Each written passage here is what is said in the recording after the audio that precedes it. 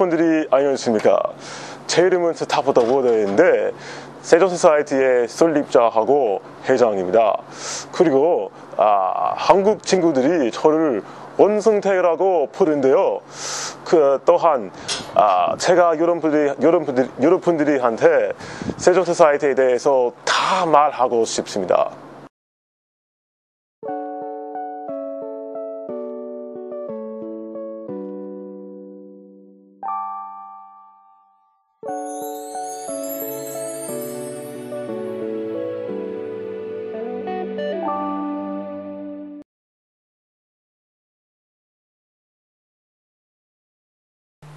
So, why was the Seoul Society created?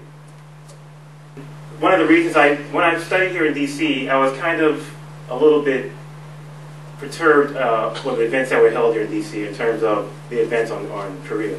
And they seemed to focus heavily on North Korea. You know, Kim Jong-il, crazy nuclear weapons, you know, he's going to blow up the world. The Economist magazine with a big nuclear bomb over his head. You know, it's just kind of this unbalanced touch on Korea, and you kind of ignore, hey, we have an alliance with South Korea. Remember that 50 years ago? We did that, fought a war.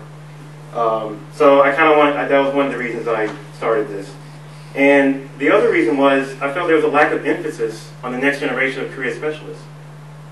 Who is going to fill in the shoes of those now?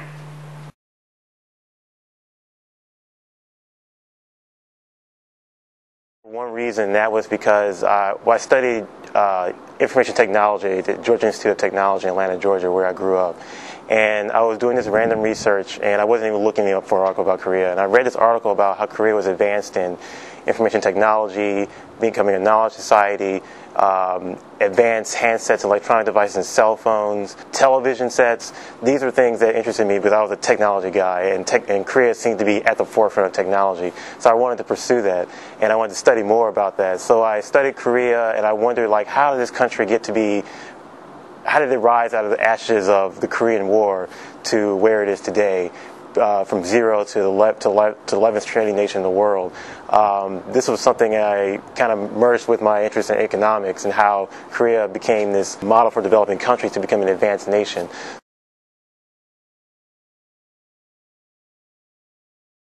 I actually went to a Korean church in Atlanta, and I interacted a lot more so with the Korea side of the church in terms of speaking the language and whatnot, and then with the Korean American side. But naturally I gravitated more to the Korean American side because I'm American. But I felt like I was bridging that gap, so to speak, in terms of the Korean elders or the Korean people who grew up from Korea with those who are Korean Americans. I wish there was more done from the Korean American side in terms of getting more engaged in politics and more engaged in, you know, the political arena, but that's just across the board regardless of any ethnic group. More younger people aren't really engaged in the political process or more engaged in politics and whatnot. You see that as reflected in the election turnouts, past presidential elections or congressional elections. That's something also I really want to work on as well in my travels or in my future, is to get more younger people involved in the political process, regardless if they're Korean American or not.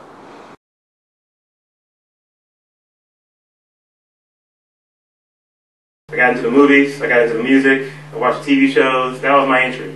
I was like, hey, you know, Baby Box, Dingles, you know, Hope to them. I mean, wow, it's like, you know, I was like, wow, these people are shitty. That was the first movie I ever saw. I was like, man, this is a great movie. It's like Hollywood. Why aren't more Americans looking at this? You know, Wagi Namjo, King and the Clown, we screened that here. Great movies. But they're just now starting to come to the United States. But my opinion, it should have been here a long time ago. He has a passion for Korea, its culture, its history, its policy. He's got the Jung, you know, he spent time in Korea, and he just has a love for the country. Sometimes I wonder why I'm so into Korea, but I just am. It's kind of like one of those, it's kind of like kippun, like a feeling, you know, it's kind of like something that's just in me. Actually, when King Sejong died, he died on May 18th, 1450. I started my Sejong Society on May 18th, 2006, and I was born on May 18th, 1979. So I'm not trying to make it, Twilight Zone coincidences here. I'm just saying, this is all, coincidental, and maybe somebody up there is thinking, hey, you know, this is something you ought to do, this is something you ought to focus on.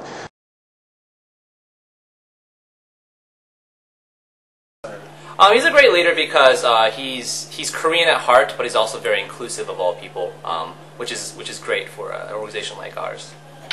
Because leadership entails that you know how to execute strategies, you know how to be a leader amongst followers, you know how to delegate, you know how to be a leader of men, so to speak. And I think that's important regardless of what you study or regardless of what you're engaged in.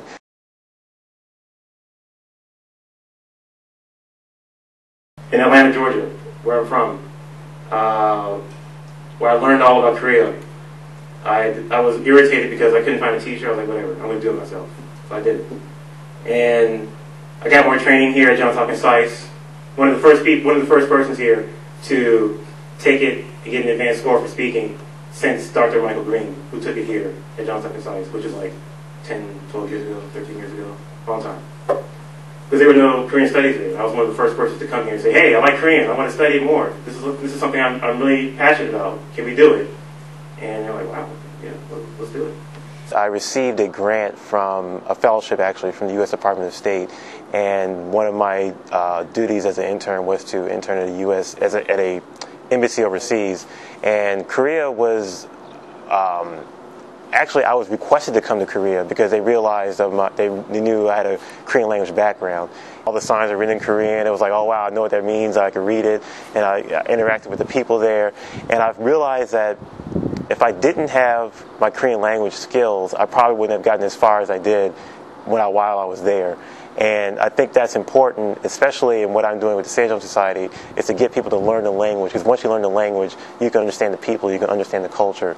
So when I got there, it was like I just knew immediately what I needed to do, how to speak the language, how to interact. I knew the cultural norms. So it felt very natural to me, and I felt like, wow, this is Korea, I'm here, and I had a really great time when I was there.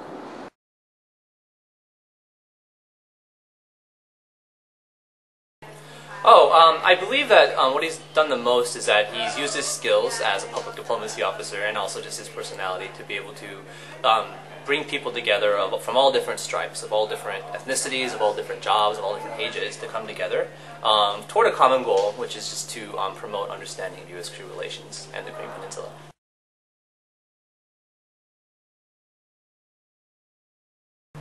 Help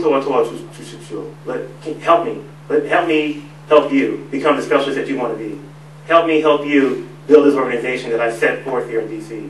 Help me help you be the leader that you need to be.